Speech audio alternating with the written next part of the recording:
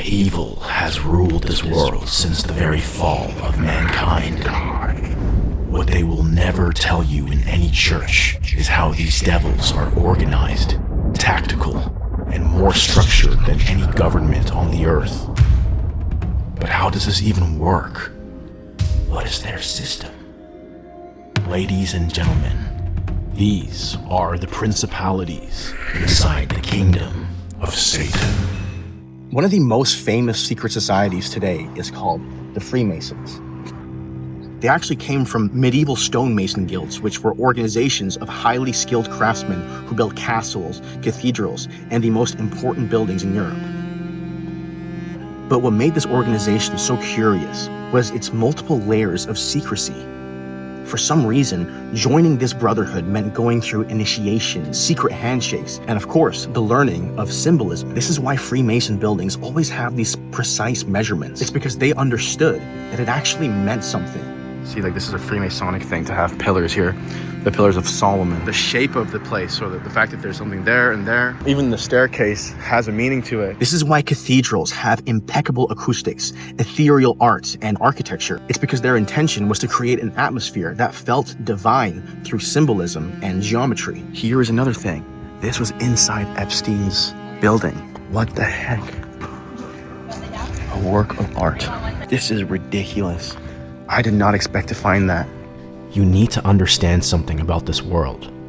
Something revealed in the book of Daniel. An angel tells Daniel that the prince of Persia resisted him for 21 days. Then later, this same angel warns that after Persia, the prince of Greece would come. These fallen angels spiritually rule as principalities over these nations. This is probably the clearest passage in the entire Bible that reveals how spiritual beings operate over nations, territories, and kingdoms in an organized structure of authority. There are powers beyond your comprehension, influencing everything around you. Some are good, but many are evil. The question is, who are they? See, if we really want to understand what goes on inside the kingdom of evil, we will have to step into the world of darkness itself. What does this actually look like in real life? Ephesians 6:12 reveals that we wrestle not against flesh and blood, but against principalities, against powers, against the rulers of darkness of this world, and against spiritual wickedness in high places.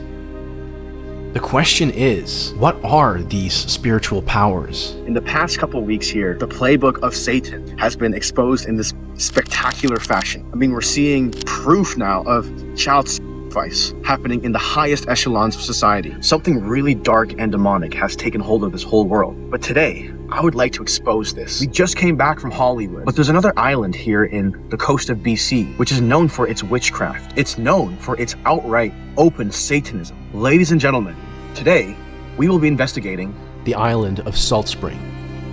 The great joke that's played on all of us here is genuinely how insane this all sounds. So this is a naked child on top of a naked woman. But once you see and understand this stuff, you will never be able to unsee this. It's a piece of knowledge that you will never be able to take back. Like a Pandora's box, once opened, it can never be closed. I can't go into too much detail about this stuff on YouTube because they'll just delete my channel. But if you want to know more, just go to my Patreon where I have a free video explaining all of this stuff in much more depth. I want to bring to your attention a specific event that happened recently. On February 11th, 2026, people in Iran would gather together to burn a statue dedicated to Baal, the ancient Canaanite storm or fertility god. Storm and rain were associated with wealth in ancient times. The more rain you had, the better your crops would grow. The more fertile you and your land was, the more prosperous you would be. Now, what's very curious is how on this statue, there were two flags. One of them I don't even want to mention because they'll just come after me. But the other one is the flag of the United States. I want you to ask yourself this question.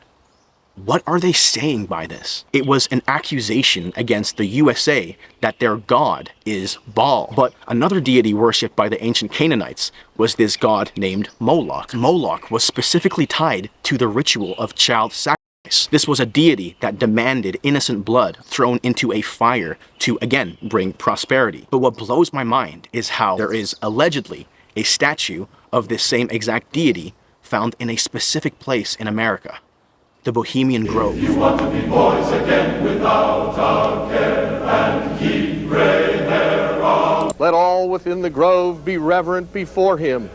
For behold, here is Bohemia's shrine, and holy are the pillars of this house. What you're seeing is the Mighty Owl Shrine at a place called the Bohemian Grove. And what you've just heard are the opening lines that are spoken by the high priest. It takes a cast of over 250 elders, priests, torchbearers, fire tenders, and woodland voices to conduct the ceremony. You see a line of men dressed in orange-red robes, wearing tall, pointed hats. You notice a few of the men are carrying an open coffin, and it contains a body. And he's about to be sacrificed on a big bonfire.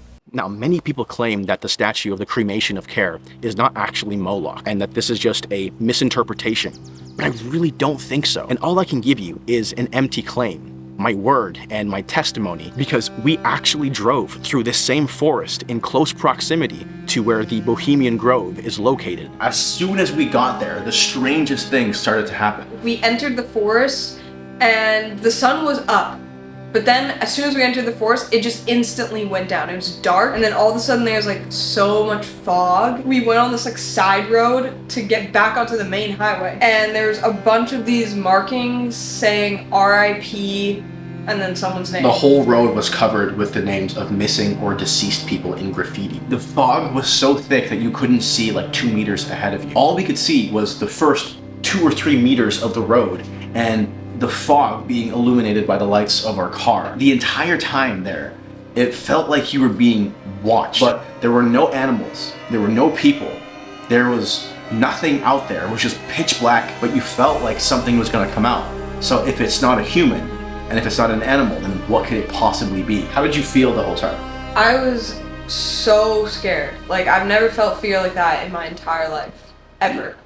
Okay, so before we keep going, I just wanted to level with you guys because it's very difficult to get sponsors for these types of videos. I'd love to make way more big scale projects, but that requires a lot of time and money. So if you'd like to support us on this journey, then I'll link my Patreon in the description. We're posting extra content there, but it's also a way to support the channel for those of you that can. Okay, so you're never gonna believe this. So I looked up what the swirl pillar means, and this is what ChatGPT says. It's ancient pillar symbolism, and it represents a gateway into another world. But also, it has DNA or hybrid DNA symbolism. The spiral column represents a double helix, which is what DNA looks like. Conspiratorial interpretations say that the swirl pillar represents genetic manipulation or hybrid bloodlines.